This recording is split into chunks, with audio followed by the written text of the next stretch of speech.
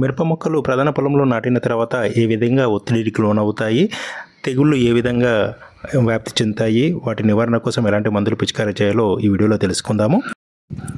రైతు సోదరులు మిరప మొక్కలు నాటిన వారం నుండి 10 రోజుల వ్యవధిలో ప్రధాన పొలంలో పిచికారీ చేయాల్సినటువంటి పురుగు మందులు మరియు తెగుళ్ళ మందుల కాంబినేషన్ గురించి వీడియోలో తెలుసుకుందాము. ఈ మధ్యకాలంలో రైతు సోదరులు నారుమడిలోనే దాదాపు అడ్వాన్స్ దోమ మందులను మరియు బ్రాడ్ స్పెక్ట్రమ్ ఫంగిసైడ్లను పిచికారీ చేస్తున్నారు. నారుమడిలో 40 నుంచి 45 రోజుల వరకు పెరిగినటువంటి మిరప మొక్కలను, అప్పటి వరకు ఒకే రకమైన నేలలో ఉన్నటువంటి మిరప మొక్కలను పీకిన తర్వాత ప్రధాన పొలంలో నాటు వేసిన తర్వాత మొక్కలు ఖచ్చితంగా ఒత్తిడికి లోనవుతాయి. దానివలన మొక్కలు బలహీనపడతాయి. నేలలో ఉన్నటువంటి హానికరమైన శిలీంధ్రాలు మొక్క యొక్క వేరు వ్యవస్థకు ఆశించడం వలన మొక్కలు త్వరగా తెగుళ్ళ బారిన పడతాయి. శిలీంధ్రాల్లో ఆశించినటువంటి మొక్కలు ప్రధాన పొలంలో చనిపోవడం ఈ వీడియోలో మనము గమనించవచ్చు. అలాగే మొక్క నాటిన తర్వాత 10 నుంచి 10 రోజుల వ్యవధిలో లేత మొక్కలపైన రసం పీల్చే పురుగులైనటువంటి తెల్లదోమ, పచ్చదోమ మరియు తామర పురుగులు ఆశిస్తాయి. వాటితో పాటు కాండం తొలుచు పురుగులు కూడా ఆశిస్తాయి. వీటి వలన మొక్కలు బలహీన పడడం వలన మొక్కల పెరుగుదల ఆశించిన స్థాయిలో ఉండకపోవచ్చు. ప్రక్క కొమ్మలు కూడా ఆలస్యంగా ఏర్పడతాయి. మిరప మొక్కలు నాటిన తర్వాత రైతు సోదరులు ఖచ్చితంగా చేయాల్సినటువంటి మొదటి పిచికారీ గురించి తెలుసుకుందాము. మొదటి పిచికారీలో రసం పీల్చే పురుగు మందును, దాని కాంబినేషన్గా బ్రాడ్ స్పెక్ట్రమ్ ఫంగిసైడ్ను కలిపి పిచికారీ చేసుకోవాలి. రైతు సోదరులు ప్రధాన పొలంలో లేత మిరప మొక్కలు నారు నాటినట్లయితే కనుక, అంటే 35 నుంచి 45 రోజులు కనుక నారు నాటినట్లయితే కనుక పిచికారీ చేయాల్సినటువంటి పురుగు మందు, తెగుళ్ళ మందు గురించి తెలుసుకుందాము. మోనోసిల్ను, దాని కాంబినేషన్గా ఇండోఫిల్ కంపెనీ వారికి చెందినటువంటి స్ప్రింట్ కానీ లేదంటే సాఫ్ కానీ కలిపి పిచికారీ చేసుకోవాలి. మిరప నారు కనుక ముదురు మొక్కలు నాటుకున్నట్లయితే కనుక మోనోసిల్ కాంబినేషన్గా బ్లాక్ సల్ఫర్ను లీటర్కి 2 గ్రాముల చొప్పున కలిపి పిచికారీ చేసుకోవాలి. దీని వలన మిరప మొక్కలో పక్క కొమ్మలు త్వరగా ఏర్పడతాయి. సో మనం ఇప్పుడు ఈ మోనోసిల్ గురించి, తర్వాత స్ప్రింట్ గురించి తెలుసుకుందాము. మోనోసిల్ అనే ఈ పురుగు మందులో బ్రాడ్ స్పెక్ట్రమ్ ఇన్సెక్టిసైడ్గా చెప్పుకోవచ్చు.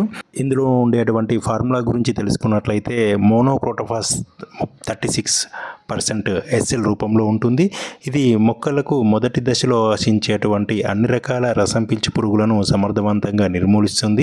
మోనోసిల్ డోస్ చూసినట్లయితే కనుక లీటర్ నీటికి 2 మిల్లీలీటర్ల చొప్పున 1 లీటర్ నీటిలో కలిపి పిచికారీ చేసుకోవచ్చు. దీని కాంబినేషన్లో కలిపి పిచికారీ చేసుకునేటువంటి స్ప్రింట్ అనే శిలీంద్రనాశిని గురించి తెలుసుకుందాము. ఇందులో ఉండేటువంటి ఫార్ములేషన్ వచ్చేసి కార్బండిజం 25% మరియు మ్యాంకోజెబ్ 50% WS రూపంలో 2 మందుల కలయిక రూపంలో ఉంటుంది. ఇది బ్రాడ్ స్పెక్ట్రమ్ ఫంగిసైడ్గా చెప్పుకోవచ్చు. పనిచేసే విధానం వచ్చేసి సిస్టమేటిక్ అండ్ కాంటాక్ట్గా ఇది పనిచేస్తుంది. ఈ శిలీంద్రనాశిని మొక్కలకు నేల నుండి సంక్రమించేటువంటి తెగుళ్లను మరియు వర్షాల వలన ఆశించేటువంటి తెగుళ్ల నుండి మొక్కలను రక్షిస్తుంది. దీని డోసు కనుక చూసినట్లయితే లీటర్ నీటికి 2 గ్రాముల చొప్పున కలిపి పిచికారీ చేసుకోవచ్చు. మోనోక్రోటోఫాస్ మరియు స్ప్రింట్ ఈ 2 మందులను కలిపి మొక్కలపై పిచికారీ చేయడం వలన మొక్కలకు చిట్టాకులు మరియు పక్క కొమ్మలు త్వరగా ఏర్పడతాయి. ఈ మందుల కాంబినేషన్ పిచికారీ చేయడం వలన దాదాపు అన్ని రసం పీల్చు పురుగులు మరియు మొక్కకు సంక్రమించేటువంటి తెగుళ్లను నిర్మూలిస్తాయి. దానివల్ల మొక్కలు ఆరోగ్యంగా పెరుగుతాయి. బేసిక్ మందుల పిచికారీ కనుక చూసుకున్నట్లయితే ఈ డోసులు సరిపోతాయి. లేదు మన తోటలో అధికంగా రసం పీల్చే ఉధృతి ఎక్కువగా ఉంది, అధికంగా వర్షాలు పడి మిరప తోటలో ఫంగల్ మరియు బ్యాక్టీరియల్ తెగుళ్ళు ఎక్కువగా వచ్చి ఇబ్బంది పడుతున్నాము అనుకుంటే కనుక ఏ మందులు పిచికారీ చేయాలో మనము ముందు తెలుసుకుందాము. మనకు విల్వుడ్ కంపెనీ వారికి చెందినటువంటి బయోఎగ్జమ్ అనే పురుగు మందును మరియు దాని కాంబినేషన్లో వైరాక్స్ అనే తెగుళ్ళ మందులను మొక్కలపై పిచికారీ చేసినట్లయితే మొక్కలకు ఆశించినటువంటి అన్ని రకాల రసం పీల్చే పురుగులను మరియు తెగుళ్లను కూడా ఈ 2 మందుల కాంబినేషను సమర్థవంతంగా నిర్మూలిస్తాయి. బయోఎగ్జమ్ అనే పురుగు మందులో బైఫెత్రిన్ 10%, థయోమిథాక్సిన్ 5% SC రూపంలో ఈ ఫార్ములేషన్ ఉంటుంది. దీనిలో ఈ మందు పిచికారీ చేయడం వల్ల తోట నాశించినటువంటి తెల్లదోమ, పచ్చదోమ, త్రిప్స్ మరియు పురుగు మందులను ఈ మందులు సమర్థవంతంగా నిర్మూలిస్తాయి. బయోఎగ్జామ్ డోసు కనుక చూసినట్లయితే 16 లీటర్ల నీటిలో 25 మిల్లీలీటర్ల బయోఎగ్జామ్ను కలుపుకొని పిచికారి చేసుకోవచ్చు. బయోఎగ్జామ్లో కలిపేటువంటి కాంబినేషన్ గురించి తెలుసుకుందాము.